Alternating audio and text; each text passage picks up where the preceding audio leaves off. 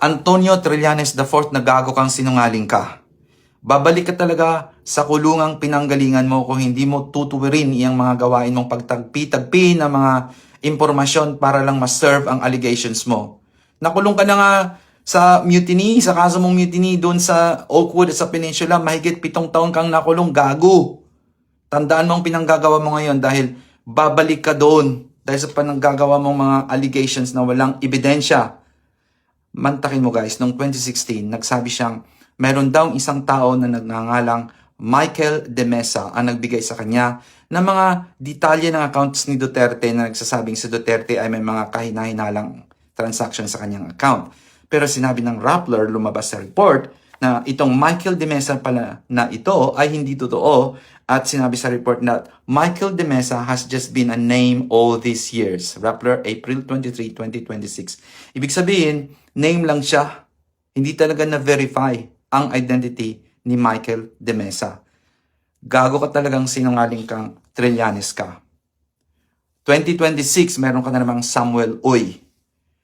Sinabi nga ng Executive Director ng AMLEC na si Attorney Ronel Buenaventura, he confirmed, oo, may amount on that particular date, pero sabi ni Director Buenaventura, hindi nila ma-verify kung kanino nang galing talaga iyon at anong purpose ng pag-deposit.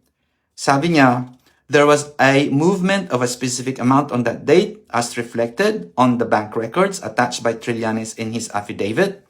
But he said, AMLC could not verify the people behind the transactions. They could not verify who really did it. Meron ba talagang Samuel Oy? Nagbigay sila doon sa TV, nakita natin ng parang table na mayroong Samuel Oy. But hindi talaga natin alam kung totoong tao ito si Samuel Oy. Hindi pa tayo nakarinig sa kanya. Okay? Baka gawa-gawa lang ito ni Trillanes na naman na kanyang trilling na sinungaling. At saka, kung totoo nga siya, ano ang galawan niya? Paano siya naging drug lord? Makukonsider niyo ba talaga na drug lord siya? Saan ba siya nag-ooperate? Ano yung magkano yung kanyang mga kita para makonsider niyang drug lord siya?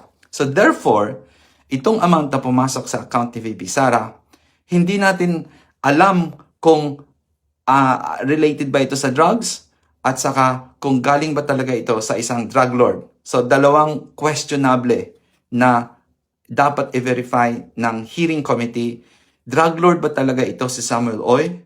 Number 2, related ba ito sa drug trafficking o sa drugs even at all, if anything? So, mahirap mag-judge guys hanggat di natin narinig itong witness na to. Dahil ang role lang dapat nila dyan is to verify the documents at hindi mag-fish, hindi mangalap ng added evidence.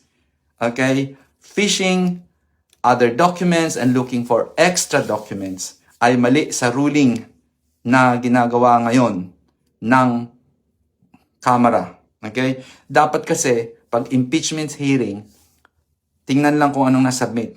Huwag yung mangalap pa. Dahil pag mayroon kang allegation, sanang ebidensya mo, hindi yung allegation mo na at hanapan ng ebidensya. Di pwede yun. We also need to learn and understand what does SALN really mean. Kasi batas ito ayon sa Commission on Civil Service Commission na dapat lahat ng mga tauhan ng gobyerno, lalo na mga opisyalis ng gobyerno, for transparency purposes, they have to declare their statement of assets, liabilities, and net worth. So SALN, Statement of Assets and Liabilities and Net Worth. Kung ano ba talaga karami ang kanilang pera base doon sa kanilang ari-arian minus sa kanilang liabilities. So assets are ari-arian. It can mean lupa, bahay, sasakyan, computer, laptop, alahas na pagmamay-ari mo. Include na rin dyan ang investments mo, mga shares, bonds, at saka business mo. Okay? Ibig sabihin, mga pagmamay-ari mong maaari maging cash. Kasi hindi kaagad sila ibig sabihin na cash. Magiging cash kung ibenta mo, pero assets doesn't always mean cash. Okay? So, malaki yan. Kasi dalawa, mag-asawa dapat i-declare. Si Sara at ng husband niya.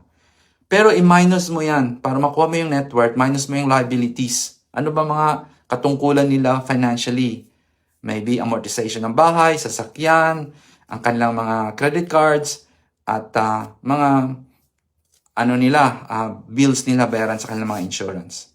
Okay, so maaring napakalaki ang kanilang assets. Siyempre, dalawa sila, and that's throughout the years. No? It's a length of time kung ilang taon yan. And VP Sara and her husband are not just na mga tag 500 a day, they could be earning more than that. Siyempre, mga professional ito, mga lawyers ito. So, we have to be careful of judging people kung kurakot ba talaga sila dahil maraming perang pumapasok sa kanilang account.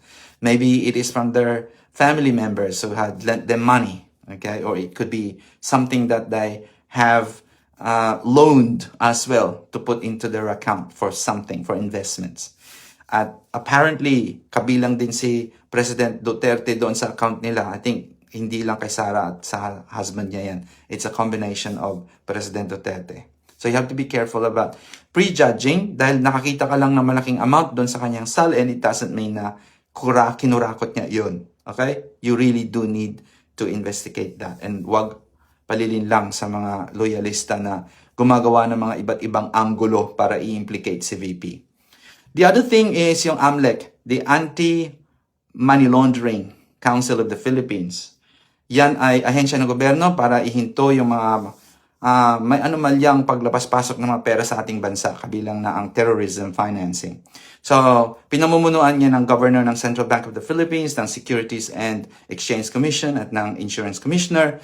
Hindi lang Bangko Sentral, okay, meron din siyang kasama. Pero, ang AMLEC ay isang ahensya ng gobyerno na nagbibigay ng tamang ebidensya kung ang amount ba talaga ay money laundering. So, dapat i-investigate yan. Yung malaking amount na nakita nila doon sa AMLEC tungkol sa na lumabas sa account ni VP Sara is unverified kung money laundering ba talaga ito. Sinabi na nga ni Director Buenaventura that it was not verified kung ito ba talaga ay for money laundering.